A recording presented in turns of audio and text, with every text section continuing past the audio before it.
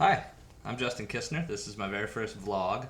From what I understand, it's good practice to discuss a little bit about yourself. I live in Portland, Oregon. I own a web design company called the Portland Internet Company, and I've been doing web development for about 7 years now and really enjoy it.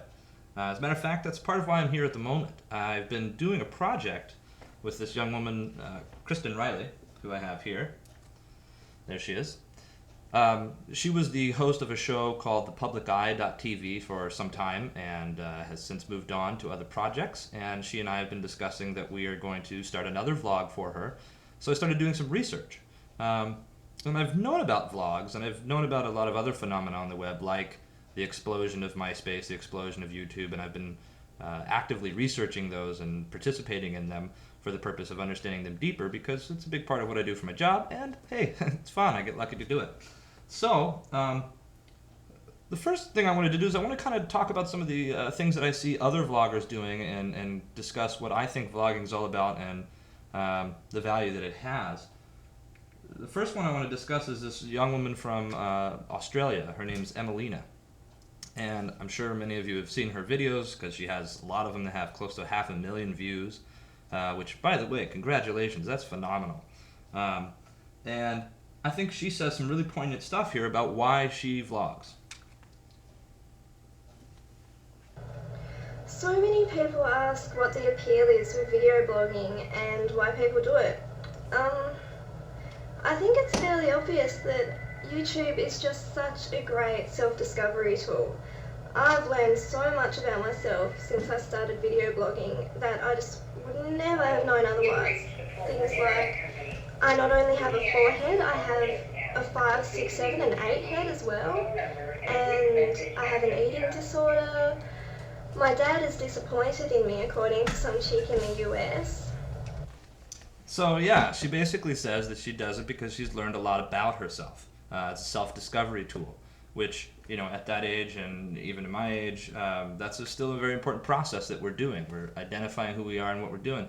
And when she says that she's learned a lot about herself, I think that that's a very soft way of looking at it. I mean, she's been bombarded with both incredible compliments about how incredibly hot she is and really insulting compliments about how she's a whore and blah, blah, blah. And she just rolls with it, which I'm really impressed with. And as a matter of fact, the more people tell her the compliments and insults, the more that she's equipped to be able to deal with insults and compliments from people again in real life. Another young woman that's doing some interesting, very honest blogging is this girl, the Lonely Girl 15. And she has this particular episode, Summer Work in School, and in and of itself, it's interesting, but she has a comment in here where she talks about Antarctica and basically thinks that, you know, how cool it is that something she learned in a book. And then there's this young man, the Bugger Queen, who has this to say in response. Is actually twice the size of Pluto. He's a fuck kid! I don't fuck you! Dude. Settle down. I actually just am really surprised that he took so much initiative to insult the hell out of her. And I think she's doing a wonderful job of just being vulnerable.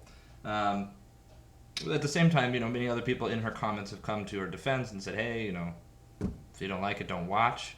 But it also just reminds me of the way that people interact, especially in high school and middle school, where there's definitely an identity that is formed from insulting other people. And you see a lot of that type of stuff going on YouTube. And, you know, it's unfortunate, but at the same time, I think it strengthens people. You know, they hear that, they get to, you know, understand the honest assessment that people give them, and they get to move on. This guy here, Sut Steve, he's an interesting guy because he's somebody who I know for a fact I would have never met if it weren't for the world of vlogging and for YouTube. The guy lives in Georgia, you know, just by virtue of the geographic boundaries, we wouldn't have probably met. And I get the sense that he's somebody who probably stays home a lot. I'll play a little clip for me because I think he's got a really interesting delivery. It's Monday, July 17th, 2006. Love the way it says 2006. And we made some boiled peanuts a couple of days ago. I know some people think boiled peanuts are, well, gross, but they're really not. Well, he goes on and on about the boiled peanuts and how you open them and how they're good, and I'm fascinated by the comments that people say, because, you know, some people are saying jump out the window and kill yourself, and then you have other people saying, wow, I've never heard about this, that sounds so interesting, I'm going to go try them.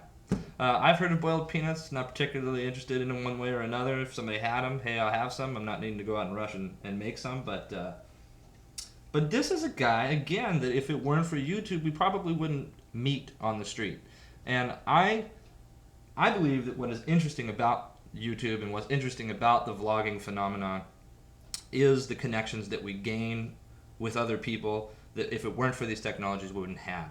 And the significance of that to me, if I can wax a little philosophical here, is that I believe that it's going to be through the facilitation of discussion in a medium like YouTube that will allow us to actually resolve things like the Middle East crisis, as well as how we shift from a petroleum-based economy into a more sustainable economy. I think a lot of issues of gender and class and race could be discussed here, and people definitely take opportunities to be incredibly honest with their feedback. They say really insulting things, and they say really complimentary things, and those who feel indifferent obviously don't say anything. But the fact that there is a space for us to actually be able to have this kind of frank, open discussion with anyone, anywhere in the world, I think is incredibly amazing.